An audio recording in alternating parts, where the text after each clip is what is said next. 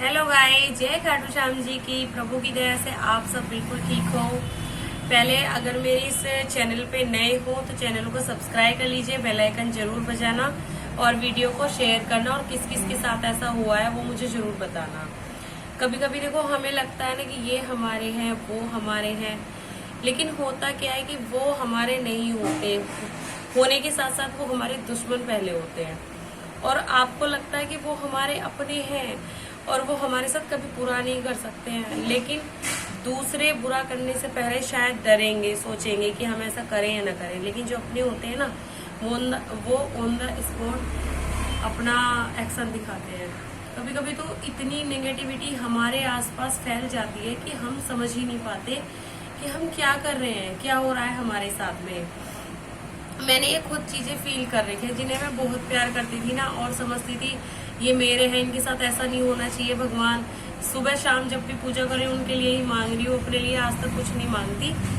तो मुझे धीरे धीरे ये चीजें समझ में आने लगी कि यार जिन्हें मैं पॉजिटिव समझ रही थी अपने लिए, वो मेरे लिए बहुत ज्यादा निगेटिव है। मेरे लिए सोचते निगेटिव है, बोलते निगेटिव है, और मेरे लिए निगेटिविटी इतनी फैला देते हैं कि मैं कुछ अच्छा ही नहीं सोच पाती हूँ। अब मैं सुबह से बहुत ज्यादा कोशिश कर रही थी कि कुछ अच्छा बनाऊंगी, कुछ अच्छी वीडियो बनाऊंगी, लेकिन मैं कुछ कर ही नहीं पाई, क्योंकि जो बातें हैं ना वो मेरे माइंड में चलती रहती हैं। कुछ बात थी जो मेरी बेटी ने मुझे बताई, तो उसकी वजह से मेरा पूरा फेस उतरा हुआ है सुबह से, और मतलब मुझे बहुत गुस्सा आ रहा था कि देखो बच्चे के साथ भी ऐसा होता है। मेरी एक मतलब मजबूरी समझ लो या कुछ सपने समझ लो, जो मैं अपने बच्चे को घर पे छोड़ के अपने पार्लर को चलाने के लिए यहाँ आती हूँ। लेकिन मेरे पार्लर पे भी किसी ने इतना बुरा कर रखा है कि मैं यहाँ से भी ऐसे ही बैठ के चली जाऊंगी किसी दिन, तो किस दिन बहुत अच्छा हो जाता है। चलो कोई नहीं, ये बात तो दूसरी होगी है। लेकिन ये है कि हमारे जो अपने हैं वो ही हमारे दिल को सबसे ज्यादा चोट पहुंचाते हैं। इसीलिए मैंने अपना यार दोस्त परिवार जो भी कुछ बनाया है ना, सिर्फ अपने खाटू श्याम जी को ही बनाया है, और अपने घर की भाग दौड़ नैया सब कुछ उनके हाथ में ही दे दिया। जो मैं गलत हूँ तो वो मुझे सजा देंगे, और जो मैं सही हूँ और जो मेरे लिए गलत सोचते हैं, मैं कहती हूँ उनसे उनको भी अच्छा ही करो। प्रभु उनका माइंड वॉश कर दो, उनका माइंड इतना साफ कर दो कि उन्हें मेरे लिए अच्छी चीजें समझ में आए, अच्छी वाइब्स आए, गलत चीजें ना सोचे।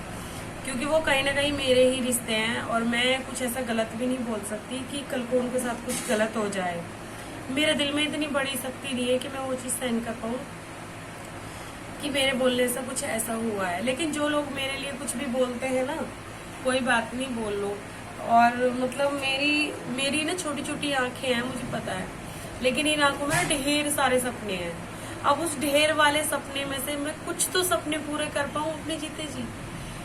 और जब मैं शादी से पहले, मतलब शादी से पहले वाली बात बताती हूँ, मुझे कभी जुकाम भी नहीं होता था सही से, कभी नहीं होता। मैं कुछ भी कर लूँ, सर्दी गर्मी कुछ भी, मतलब मुझे कभी जुकाम भी नहीं होता। लेकिन आज की डेट में मुझे एक ऐसी बीमारी लग चुकी है कि जो खत्म होने का नाम ही नहीं लेती है।